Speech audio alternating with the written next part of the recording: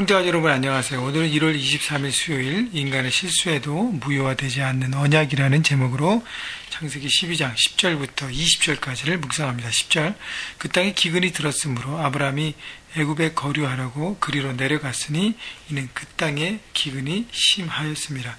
자, 아브라함이 그 땅이라는 것은 하나님께서 인도하신 약속의 땅 가나안 땅에 온 다음에 그 땅에 기근이 들어서 기근을 피해서 애굽으로 내려갔습니다. 땅에 기근이 있고 먹을 것이 없으면 당연히 애굽으로 다른 동네로 먹을 것이 있는 곳을 당연히 이주해야지 생각할 수 있지만, 그러나 말씀을 좀 깊이 보면요, 아브라함은 인간적인 계산과 머리에서 나온 선택이었음을 우리가 알 수 있습니다. 왜냐하면 자, 오늘 10절부터 읽었는데 어제 말씀 8절 9절에 보면 아브라함이 여호와께 제단을 쌓고 여호와 이름을 부르더니 라고 했습니다. 자, 자신도 모르고 낯선 가나안 땅, 약속의 땅에 하나님 부르시는 땅에 믿음으로 이주해서 온 다음에 그곳에 뿌리를 내리기 시작하면서 그곳에 정착하기 시작하면서 물론 지역을 조금 옮겼지만 이제 거기서 제단을 쌓고 예배하고 하나님의 이름을 불렀다는 것은 내 힘과 능력과 내 계산이 아니라 하나님의 계산과 능력으로 이 땅에서 살아가겠습니다. 내게는 낯설고 내게는 어렵고 내게는 많은 어려움이 있을지라도 하나님을 믿는 믿음 가운데 하나님의 이름을 부르며 하나님의 주인 되심을 믿으며 하나님의 주권을 인정하며 제가 순종하며 살겠습니다 라고 고백했어요. 그런데 고백은 잘했어요. 그러나 뭐예요? 그 땅에 기근이 났습니다. 먹을 것이 없어요. 그러면 하나님께서 인도하셨다면 하나님 앞에 기도하고 간구하고 믿음으로 바라보고 하나님만을 의지했다면 분명히 하나님께서 방법들을 기적과 같이 주시면서 그 모든 것들을 브레이크스루하게 하셨을 거예요. 그런데 그 기근을 자기의 머리와 계산으로만 생각했습니다. 그래서 피할 길을 본인이 찾고 애굽 땅으로 움직입니다. 여러분, 믿음의 삶이란 이렇게 고백만으로 되지 않습니다.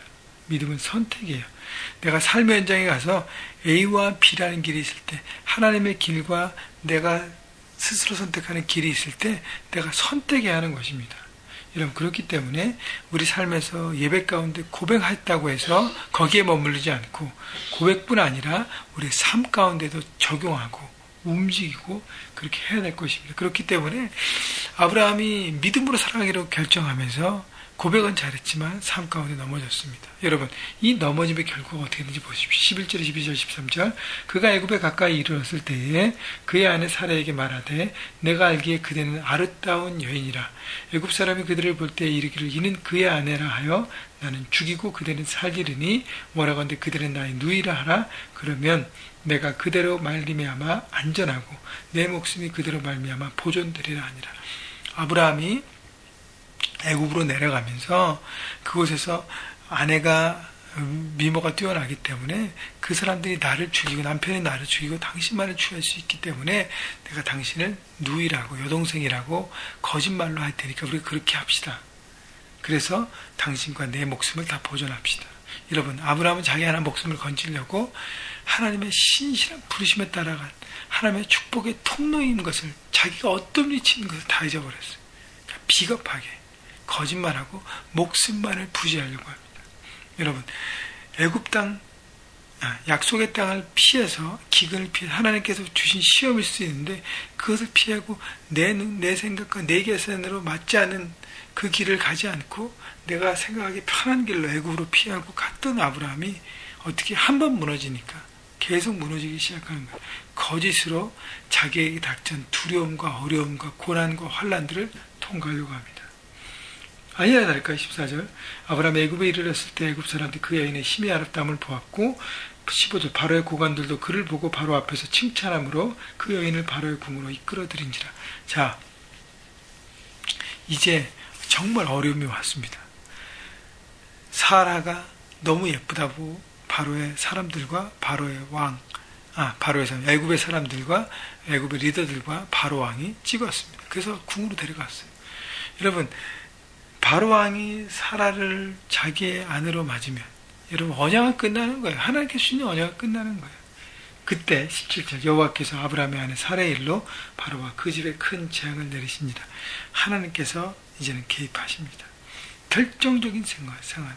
왜냐하면 하나님께서 언약을 주셨는데 인간의 불순종으로 언약이 깨지게 생겼어요. 그래서 하나님이 그 언약을 지키기 위해서 개입하십니다. 하나님께서만 붙으신다는 거. 여러분 보십시오.